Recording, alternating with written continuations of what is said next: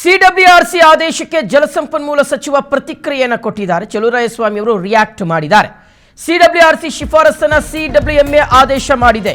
ತಮಿಳುನಾಡಿಗೆ 9,000 ಕ್ಯೂಸೆಕ್ ನೀರನ್ನು ಬಿಡೋದಕ್ಕೆ ಸೂಚನೆಯನ್ನು ಕೊಟ್ಟಿದ್ದಾರೆ. ನೀರು ಹರಿಸೋದಕ್ಕೆ ಸಾಧ್ಯವಿಲ್ಲ ಅಂತ ಹೇಳಿದ್ವಿ, ಆದರೂ ನೀರು ಬಿಡೋದಕ್ಕೆ ಸಿಡಬ್ಲ್ಯೂಎಂಎ ಆದೇಶ ಮಾಡಿದೆ ಅಂತ ಈ ಸಂದರ್ಭದಲ್ಲಿ ಜಲಸಂಪನ್ಮೂಲ ಸಚಿವರಾದಂತಹ ಚಲುವರಾಯಸ್ವಾಮಿ ಅವರು ರಿಯಾಕ್ಟ್ ಮಾಡಿದ್ದಾರೆ.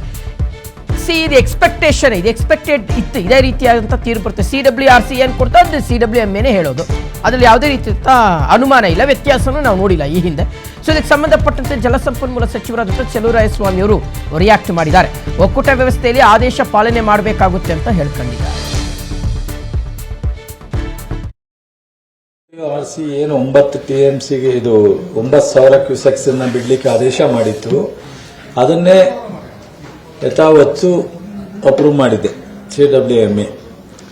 ಸೊ ಅವರು ನಿನ್ನೆನೂ ಅಸಮಾಧಾನ ವ್ಯಕ್ತಪಡಿಸಿ ಹೋಗಿದ್ದಾರೆ, ಇವತ್ತು ಅಸಮಾಧಾನ ವ್ಯಕ್ತಪಡಿಸಿ ಹೋಗಿದ್ದಾರೆ. ಸೊ ನಾವೀಗ ಸುಪ್ರೀಂ ಕೋರ್ಟ್ ಮತ್ತೆ 27 ಅಂತೀನಿ, ಮುಂದಿನ ವಾರ 30 ಅನ್ನಲ್ಲ, ಮುಂದಿನ ವಾರ ಮತ್ತೆ ಪೋಸ್ಟಿಂಗ್ ಮಾಡ್ಕೊಂಡಿದ್ದಾರೆ ಡೇಟು. ಸೊ ನಾವು ನಿನ್ನೆ ಸಿಡಬ್ಲ್ಯೂಆರ್ಸಿನಲ್ಲೂ ಸಹ ನಮ್ಮ ಟೆಕ್ನಿಕಲ್ ಟೀಮ್ ಹೋಗಿ ಬಹಳಷ್ಟು ಪ್ರಯತ್ನ ಮಾಡಿದ್ದೀವಿ. ನಾವು 9,000 ಬಿಡ್ಲಿಕ್ಕೆ ಕಷ್ಟ ಅಂತ, ಬಟ್ ಆದರೆ ಅವರು ಸಿಚುಯೇಷನ್ನು ಮತ್ತು ಇನ್ಫ್ಲೋ ಇವೆಲ್ಲ ನೋಡಿ ಅಷ್ಟನ್ನು ಮಾಡಿಬಿಟ್ಟಿದ್ದಾರೆ. ನೋಡೋಣ, ನಾವು ಒಕ್ಕೂಟದ ವ್ಯವಸ್ಥೆನಲ್ಲಿ ಸುಪ್ರೀಂ ಕೋರ್ಟ್ ಆದೇಶ, ಸೊ ಕಮಿಟಿ ಆದೇಶ ಮತ್ತು ಇಲ್ಲಿ ಪರಿಸ್ಥಿತಿ ನೋಡಬೇಕು. ಬಟ್ ಆದರೆ ನಮ್ಮ ರೈತರಿಗೆ ತೊಂದರೆ ಆಗದಂಗೆ ನೋಡ್ಕೊಳ್ತಕ್ಕಂಥ ಒಂದು ಜವಾಬ್ದಾರಿಯನ್ನು ನಮ್ಮ ಸರ್ಕಾರ, ನಮ್ಮ ಇಲಾಖೆ ತಗೋತೀವಿ.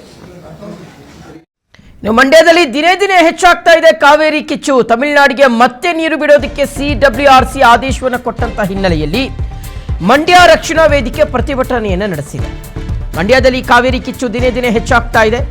ಸಿಡಬ್ಲ್ಯೂಆರ್ಸಿ ಮತ್ತೆ ನೀರನ್ನು ಬಿಡಲಿಕ್ಕೆ ಆದೇಶವನ್ನು ಕೊಟ್ಟಿರುವಂತಹ ಹಿನ್ನೆಲೆಯಲ್ಲಿ ಈಗ ಮಂಡ್ಯ ರಕ್ಷಣಾ ವೇದಿಕೆ ಪ್ರತಿಭಟನೆಯನ್ನು ನಡೆಸಿದೆ. ಮಂಡ್ಯದ ಶ್ರೀರಂಗಪಟ್ಟಣ ಸ್ನಾನಘಟ್ಟದ ಬಳಿ ಹೋರಾಟವನ್ನು ನಡೆಸಲಾಗಿದೆ.